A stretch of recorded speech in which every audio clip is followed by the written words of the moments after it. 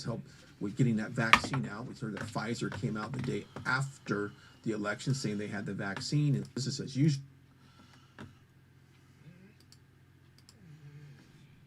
What's up, everybody? What's going on? Just waiting for this to start. Waiting for more people to get in so we can show this. Let's see, we got one person in here. How's it going, whoever you are?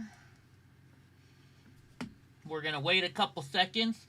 Let everybody get in here. What's up, Mahir Patel? How you doing?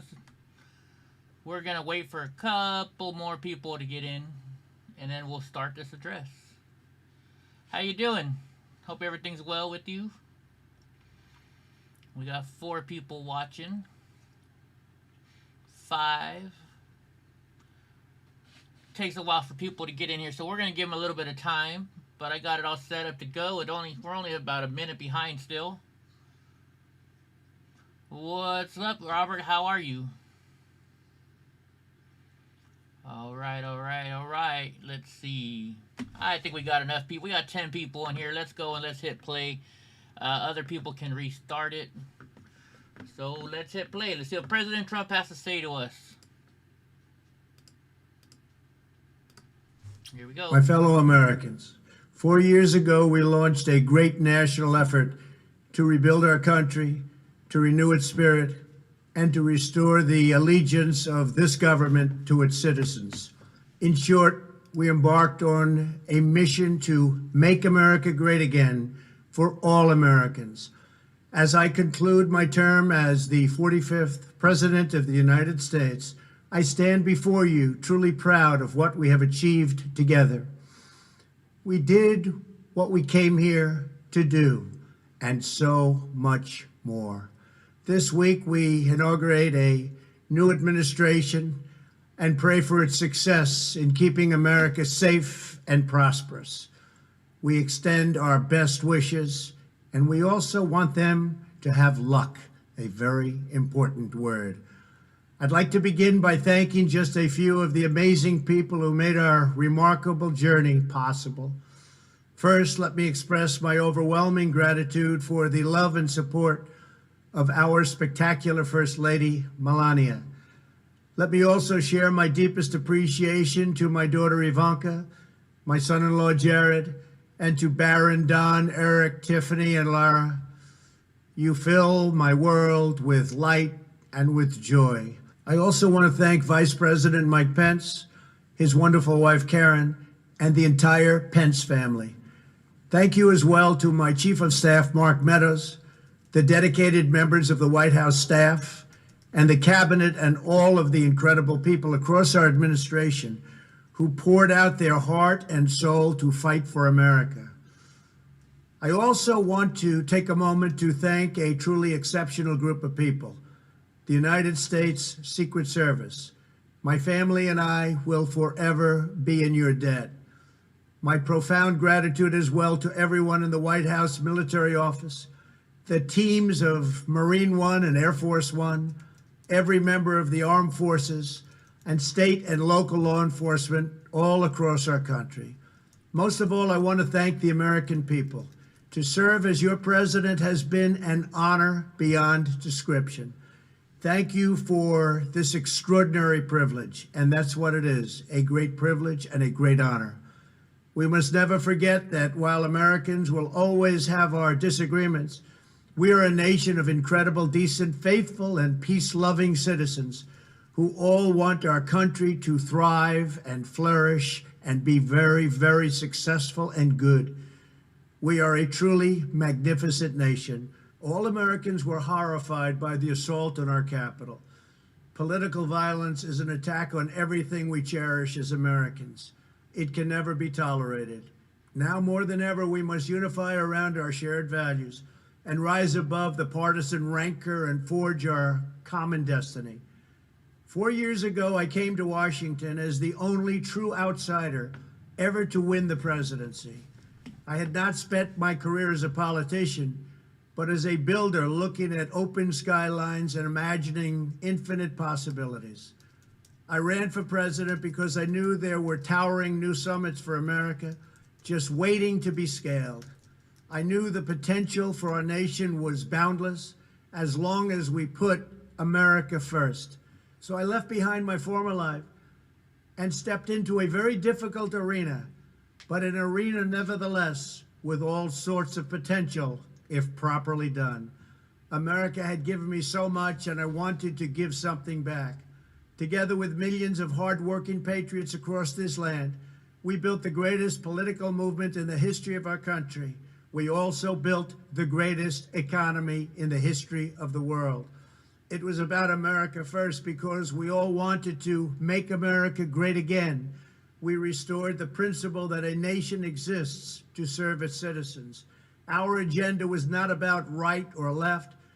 It wasn't about Republican or Democrat, but about the good of a nation, and that means the whole nation. With the support and prayers of the American people, we achieved more than anyone thought possible. Nobody thought we could even come close. We passed the largest package of tax cuts and reforms in American history. We slashed more job-killing regulations than any administration had ever done before. We fixed our broken trade deals, withdrew from the horrible Trans-Pacific Partnership and the impossible Paris Climate Accord, renegotiated the one-sided South Korea deal, and we replaced NAFTA with the groundbreaking USMCA. That's Mexico and Canada, a deal that's worked out very, very well. Also, and very importantly, we imposed historic and monumental tariffs on China, made a great new deal with China. But before the ink was even dry, we and the whole world got hit with the China virus. Our trade relationship was rapidly changing. Billions and billions of dollars were pouring into the U.S., but the virus forced us to go in a different direction. The whole world suffered, but America outperformed other countries economically because of our incredible economy and the economy that we built. Without the foundations and footings, it wouldn't have worked out this way. We wouldn't have some of the best numbers we've ever had. We also unlocked our energy resources and became the world's #1 producer of oil and natural gas by far. Powered by these policies, we built the greatest economy in the history of the world. We reignited America's job creation and achieved record low unemployment for African Americans, Hispanic Americans, Asian Americans, women, almost everyone. Income soared, wages boomed, the American dream was restored, and millions were lifted from poverty in just a few short years. It was a miracle. The stock market set one record after another, with 148 stock market highs during this short period of time, and boosted the retirements and pensions of hardworking citizens all across our nation. 401ks are at a level they've never been at before. We've never seen numbers like we've seen, and that's before the pandemic and after the pandemic. We rebuilt the American manufacturing base, opened up thousands of new factories, and brought back the beautiful phrase, made in the USA. To make life better for working families, we doubled the child tax credit and signed the largest ever expansion of funding for child care and development. We joined with the private sector to secure commitments to train more than 16 million American workers for the jobs of tomorrow. When our nation was hit with the terrible pandemic, we produced not one, but 2 vaccines with record-breaking speed, and more will quickly follow. They said it couldn't be done, but we did it. They called it a medical miracle, and that's what they're calling it right now, a medical miracle. Another administration would have taken 3, 4, 5, maybe even up to 10 years to develop a vaccine. We did it in 9 months. We grieve for every life lost, and we pledge in their memory to wipe out this horrible pandemic once and for all. When the virus took its brutal toll on the world's economy, We launched the fastest economic recovery our country has ever seen. We passed nearly $4 trillion in economic relief, saved or supported over 50 million jobs, and slashed the unemployment rate in half. These are numbers that our country has never seen before. We created choice and transparency in healthcare, stood up to Big Pharma in so many ways, but especially in our effort to get favored nations clauses added, which will give us the lowest prescription drug prices anywhere in the world. We passed VA choice, VA accountability, right to try, and landmark criminal justice reform. We confirmed 3 new justices of the United States Supreme Court. We appointed nearly 300 federal judges to interpret our Constitution as written. For years, the American people pleaded with Washington to finally secure the nation's borders. I am pleased to say we answered that plea and achieved the most secure border in U.S. history. We have given our brave border agents and heroic ICE officers the tools they need to do their jobs better than they have ever done before, and to enforce our laws and keep America safe. We proudly leave the next administration with the strongest and most robust border security measures ever put into place. This includes historic agreements with Mexico, Guatemala, Honduras, and El Salvador, along with more than 450 miles of powerful new wall. We restored American strength at home and American leadership abroad. The world respects us again. Please don't lose that respect. We reclaimed our sovereignty by standing up for America at the United Nations and withdrawing from the one-sided global deals that never served our interests. And NATO countries are now paying hundreds of billions of dollars more than when I arrived just a few years ago. It was very unfair. We were paying the cost for the world. Now the world is helping us. And perhaps most importantly of all, with nearly $3 trillion, we fully rebuilt the American military, all made in the USA. We launched the first new branch of the United States Armed Forces in 75 years, the Space Force.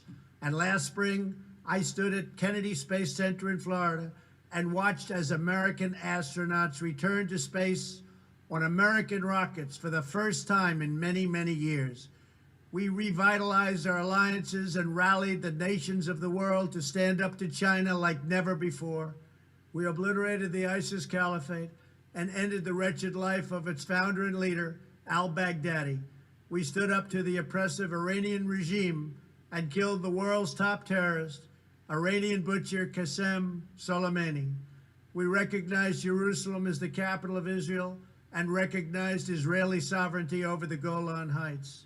As a result of our bold diplomacy and principled realism, we achieved a series of historic peace deals in the Middle East. Nobody believed it could happen. The Abraham Accords opened the doors to a future of peace and harmony, not violence and bloodshed.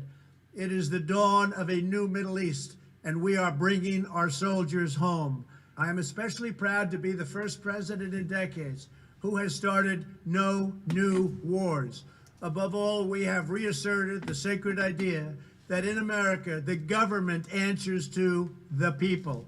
Our guiding light, our North Star, our unwavering conviction has been that we are here to serve the noble, everyday citizens of America. Our allegiance is not to the special interests, corporations, or global entities. It's to our children, our citizens, and to our nation itself. As president, my top priority, my constant concern, has always been the best interests of American workers and American families. I did not seek the easiest course. By far, it was actually the most difficult. I did not seek the path that would get the least criticism. I took on the tough battles, the hardest fights, the most difficult choices, because that's what you elected me to do. Your needs were my first and last unyielding focus. This, I hope, will be our greatest legacy. Together, we put the American people back in charge of our country. We restored self-government. We restored the idea that in America, no one is forgotten because everyone matters and everyone has a voice. We fought for the principle that every citizen is entitled to equal dignity, equal treatment, and equal rights because we are all made equal by God. Everyone is entitled to be treated with respect, to have their voice heard, and to have their government listen. You are loyal to your country, and my administration was always loyal to you. We worked to build a country in which every citizen could find a great job and support their wonderful families.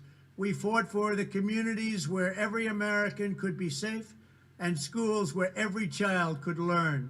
We promoted a culture where our laws would be upheld, our heroes honored, our history preserved, and law-abiding citizens are never taken for granted. Americans should take tremendous satisfaction in all that we have achieved together. It's incredible. Now, as I leave the White House, I have been reflecting on the dangers that threaten the priceless inheritance we all share. As the world's most powerful nation, America faces constant threats and challenges from abroad. But the greatest danger we face is a loss of confidence in ourselves, a loss of confidence in our national greatness. A nation is only as strong as its spirit. We are only as dynamic as our pride. We are only as vibrant as the faith that beats in the hearts of our people. No nation can long thrive that loses faith in its own values, history, and heroes, for these are the very sources of our unity and our vitality. What has always allowed America to prevail and triumph over the great challenges of the past has been an unyielding and unashamed conviction in the nobility of our country and its unique purpose in history. We must never lose this conviction. We must never forsake our belief in America. The key to national greatness lies in sustaining and instilling our shared national identity. That means focusing on what we have in common, the heritage that we all share.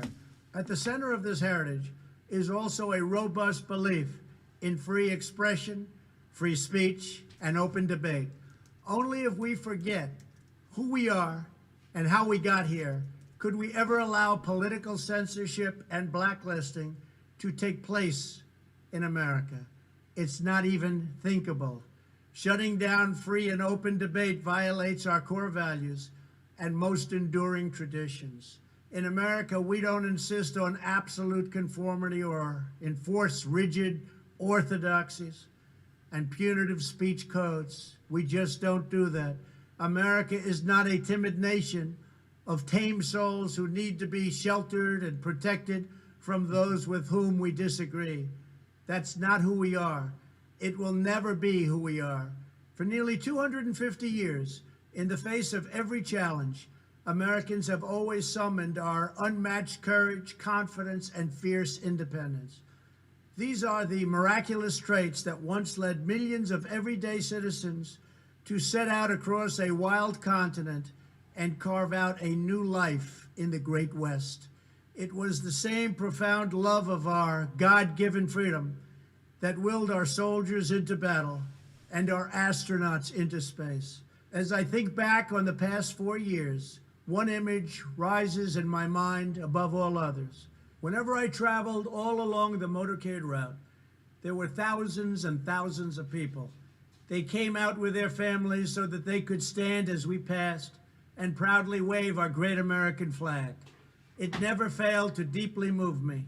I knew that they did not just come out to show their support of me, they came out to show me their support and love for our country. This is a republic of proud citizens who are united by our common conviction that America is the greatest nation in all of history. We are and must always be a land of hope, of light, and of glory to all the world. This is the precious inheritance that we must safeguard at every single turn. For the past 4 years, I have worked to do just that. From a great hall of Muslim leaders in Riyadh to a great square of Polish people in Warsaw, from the floor of the Korean Assembly to the podium at the United Nations General Assembly, And from the Forbidden City in Beijing to the shadow of Mount Rushmore, I fought for you, I fought for your family, I fought for our country. Above all, I fought for America and all it stands for, and that is safe, strong, proud, and free. Now, as I prepare to hand power over to a new administration at noon on Wednesday, I want you to know that the movement we started is only just beginning. There's never been anything like it. The belief that a nation must serve its citizens will not dwindle, but instead only grow stronger by the day. As long as the American people hold in their hearts deep and devoted love of country, then there is nothing that this nation cannot achieve.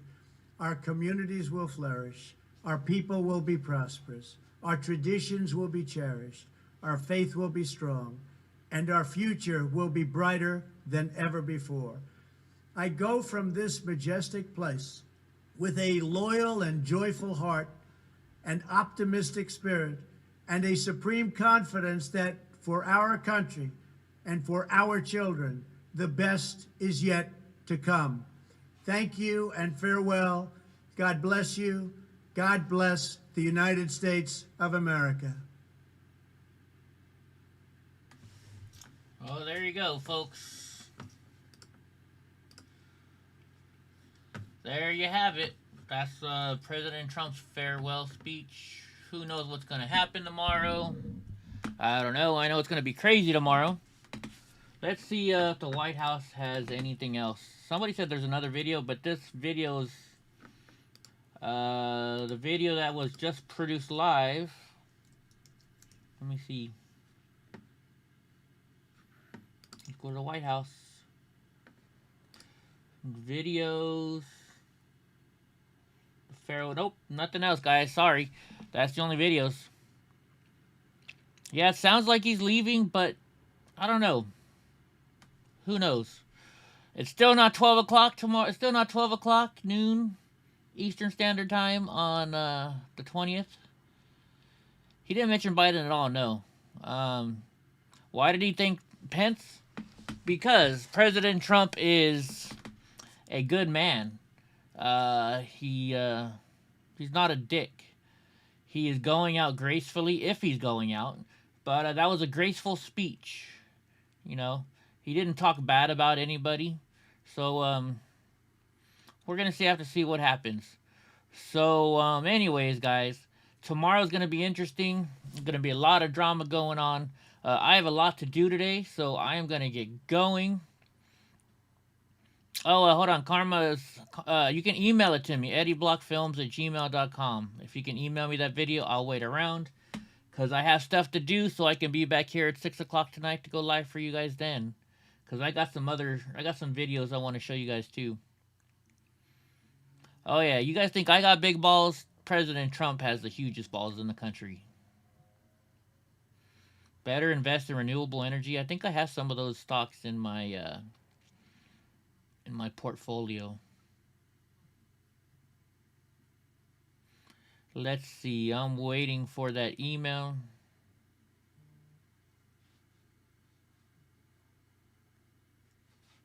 Yeah, don't forget to hit like, subscribe, share.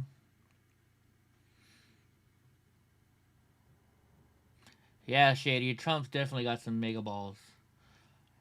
Let's see. Jasmine, were you able to send that video to me? I don't know why you keep saying Trump has failed. Trump has done an amazing job for this country. I don't know where you're getting that from. Let's see. The swamp has gotten bigger, if anything.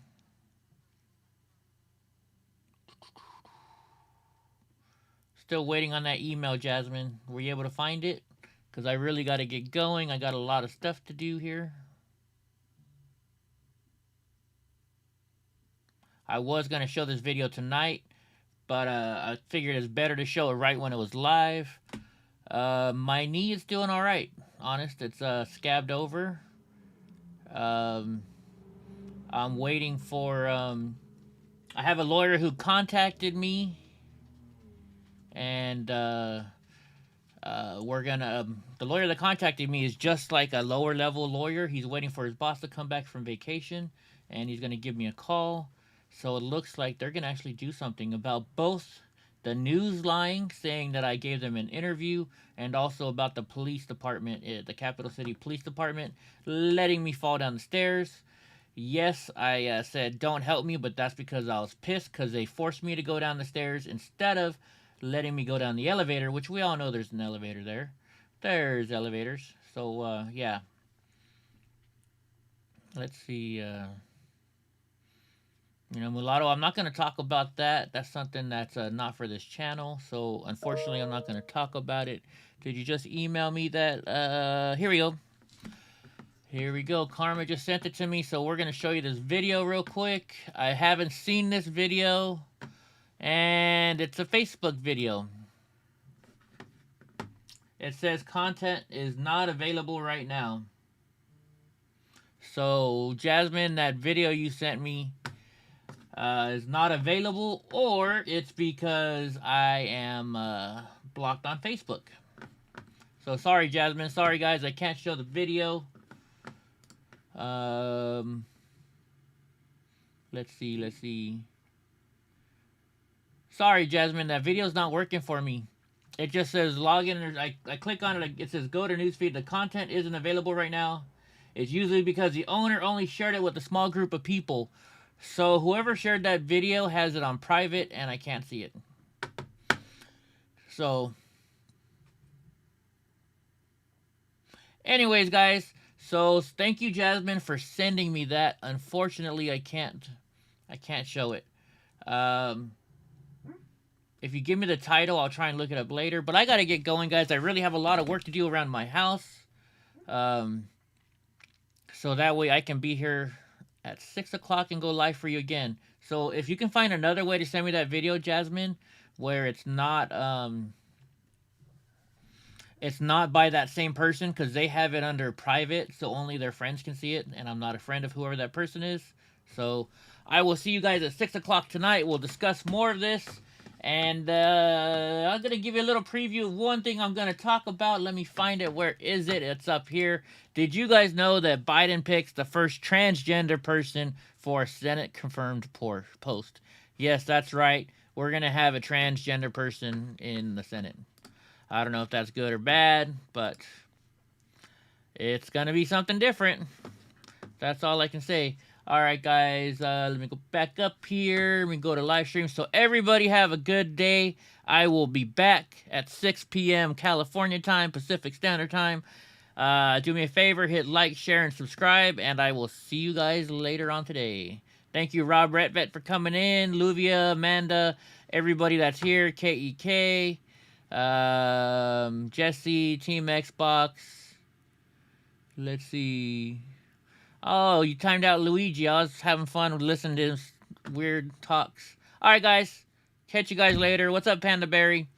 A transgender stripper. Yeah, Biden might like that. But anyways, we'll talk about that at 6 o'clock tonight, guys. See you in a little bit.